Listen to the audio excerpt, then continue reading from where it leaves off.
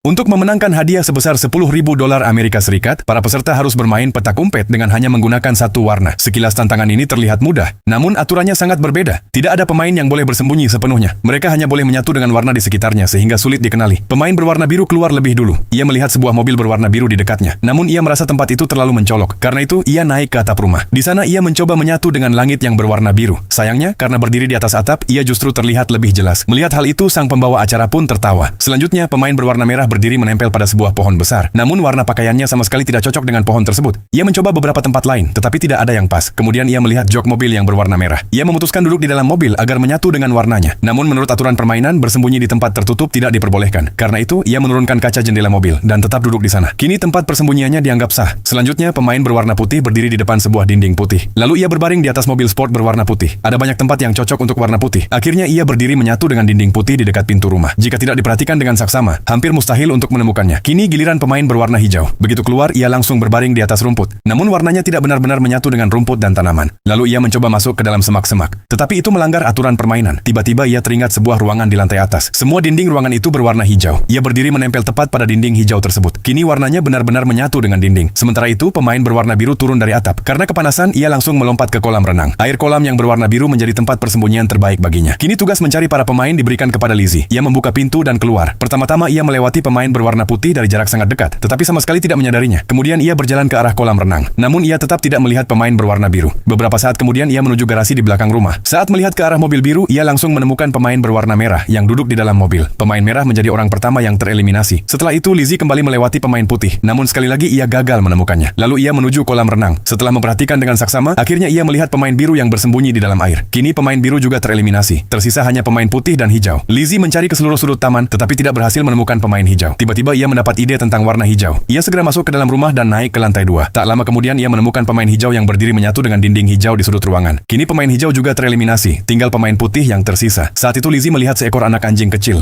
Anjing itu terus-menerus mengendus ke arah dinding. Lizzie menghampirinya dan memperhatikan dengan saksama. Barulah ia sadar bahwa pemain putih berdiri tepat di sana. Ia sangat terkejut karena sudah 4 kali melewati tempat itu tanpa menyadarinya. Tak lama kemudian waktu permainan habis. Pemain berwarna putih berhasil bertahan hingga akhir dan memenangkan hadiah sebesar 10.000 dolar Amerika Serikat.